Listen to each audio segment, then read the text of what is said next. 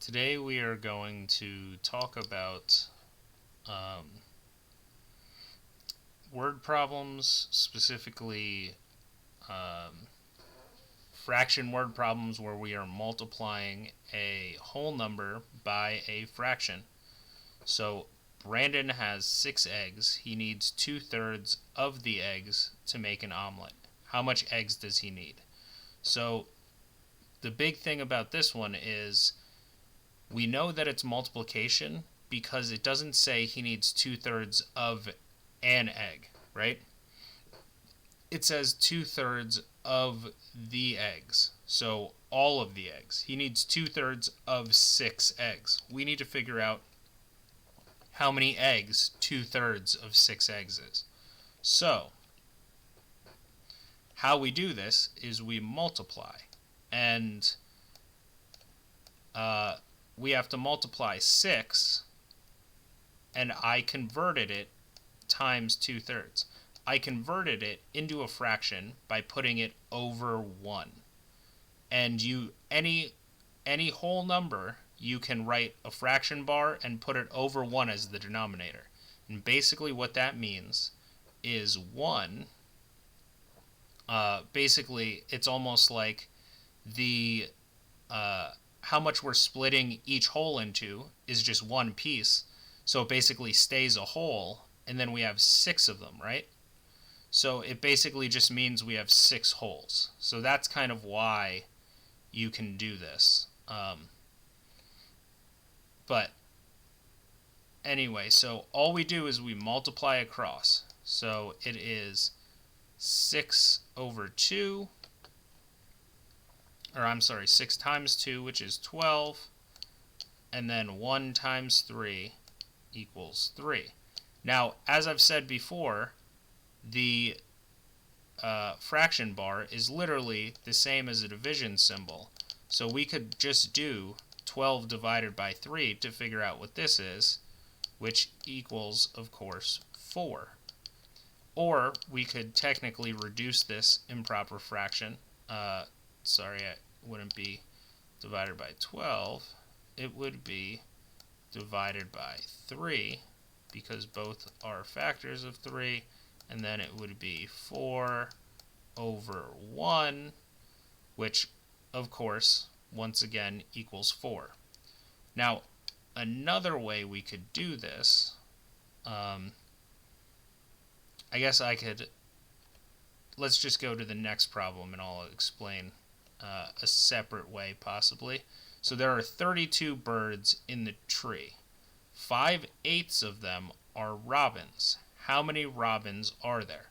So it's 5/8 of the birds, all of the birds, are robins. So once again, we're going to have to multiply 32 over 1 times 5 over 8.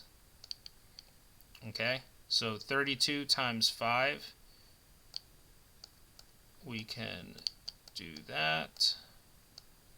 So 5 times 2 is 10. 5 times 3 is 15, plus 1 is 16. So that is 160, and 8 times 1 is obviously 8. Now, like I said, we're just doing 160 divided by 8, and then so we can just do that. I know that since 8 goes into 16 divided by 8 equals 2, and then I can just add the 0, I would get 20. So 8 goes into 16 2 times, 0, bring down this 0, 8 goes into 0 0 times. So it is 20 is the answer. Now, another way we could do this is if you're multiplying a whole number by a fraction, we can actually use the unit fraction. This prevents, once the numbers get large, this actually kind of saves you some trouble of having to multiply these big numbers and then possibly divide them. So what we can do here is, instead of figuring out what 5/8 is, I can figure out what 1/8 of 32 is. And how I do this is I would do 32 over 1 times 1/8, which then becomes 32 over 8. Which, of course, with the fraction bar is 32 divided by 8, which then just equals 4. Now, if 1/8 of 32 equals 4, and we have 5/8, all I have to do is multiply this 4 by 5, right? Because 4 is 1/8, and then we have 5 of those 1/8, 5, and then that equals 20. So we get the answer, and it's quite a bit easier. Now, you don't even have to do this part, technically.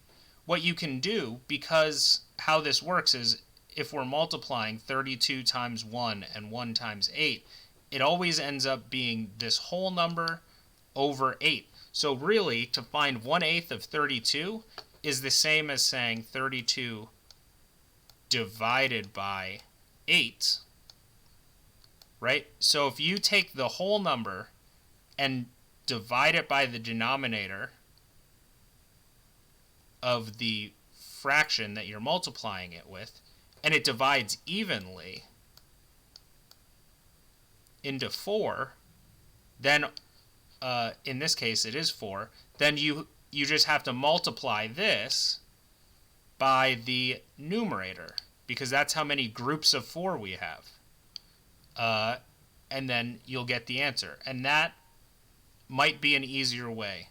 So it's just another method. You can always do this method with these numbers, but it might just be, the numbers might end up being quite large, and you might have to reduce large fractions and do division and stuff. But if the denominator divides evenly into this whole number, then this method might actually be an easier method. So hopefully that was helpful.